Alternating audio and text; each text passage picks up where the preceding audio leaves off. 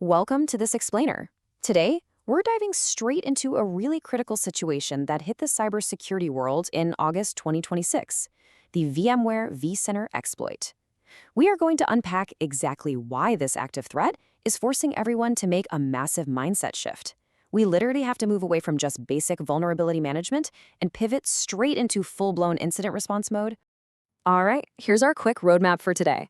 We'll start with the critical vCenter exploit itself, then look at the crown jewel target, dig into the patched but compromised trap, outline some immediate actions for admins, and finally wrap up with reducing management plane risk. Let's get into it. Section 1. The critical vCenter exploit, the immediate fire. Okay, a 9.8 out of 10. That is the CVSS score, the Common Vulnerability Scoring System for this threat. I mean, that's practically a perfect score. And in the IT world, a 9.8 is absolutely terrifying. It instantly highlights the sheer severity of what infrastructure engineers are up against right now. This is definitely not your run-of-the-mill Tuesday patch update. It's a massive, blaring alarm for anyone running a virtualized environment. So, what is the actual threat we're talking about? It's CVE 2026-5931. Put simply, it's a critical directory traversal vulnerability. And what makes it so nasty is that it allows for arbitrary code execution as long as an attacker has network access to the server. Think about that combination for a second.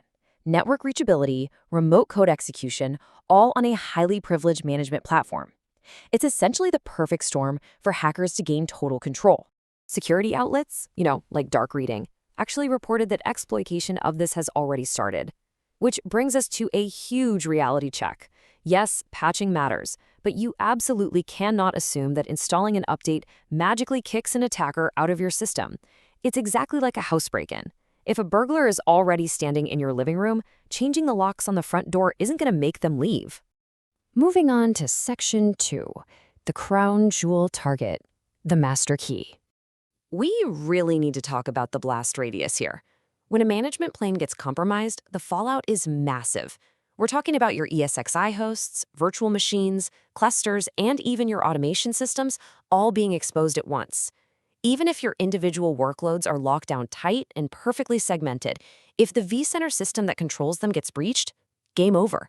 The attacker holds the master key to the entire kingdom.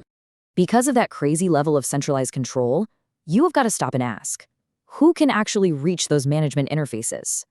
You need to urgently review every single exposure path. That means user networks, VPN pools, shared admin segments, and external services.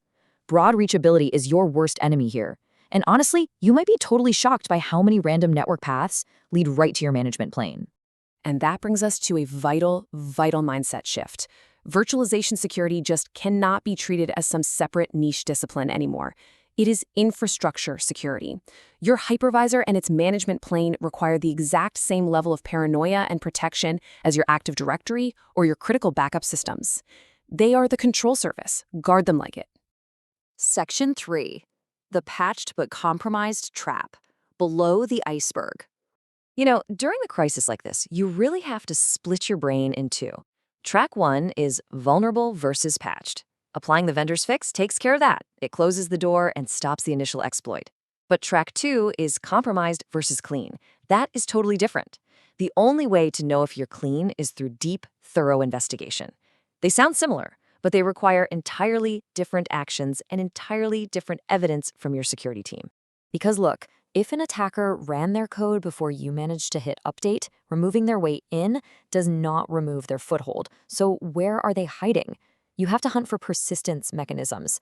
Start digging for leftover files, weird new user accounts, hidden scheduled tasks, modified services, or stolen credentials. You have to actively clean house and just assume someone has already made themselves comfortable on your servers. A huge part of that hunt relies on your logs. But here is a massive warning. You must keep your management plane logs entirely outside the system that you're monitoring. Think about it. If your only useful logs live on the server that just got compromised, the attacker is just going to delete the evidence.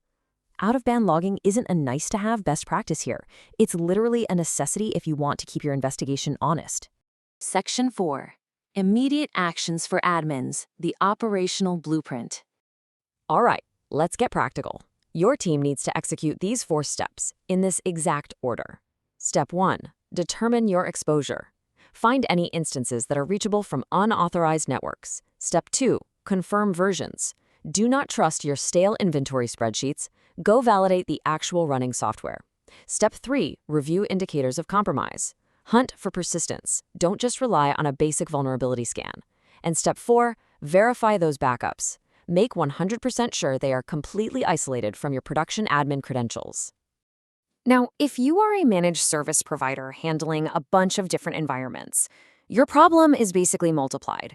This kind of vulnerability is a massive concentration risk for you, so you need a standardized response right now. Inventory your affected customers, map out the exposures, verify the logging, and apply standardized hardening across the entire board. If your access models are inconsistent, your incident response is going to be dangerously slow. Section 5. Reducing management plane risk, surviving the future. So how do we survive the next one? Well, the strongest controls aren't cosmetic, they're architectural. You have to actively segment your environments, restrict your management interfaces strictly to dedicated networks, mandate strong authentication, explicitly separate your backup credentials, and, like we said earlier, centralize those logs way outside of vCenter.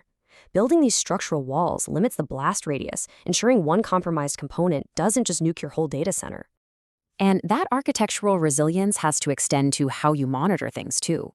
When you're in the middle of a chaotic event, having independent hardware visibility, like the Sensaka DCOS mentioned in the source material, is a total game changer.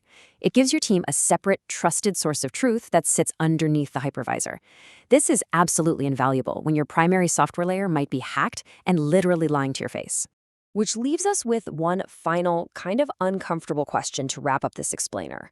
If your management plane completely fell today, could you actually trust your recovery? As you go back to review your own vCenter exposure, really ask yourself if your backup procedures are tough enough to survive a full control plane takeover. Because right now, knowledge and preparation are your absolute best defenses. Thanks so much for joining me for this explainer, and stay secure out there.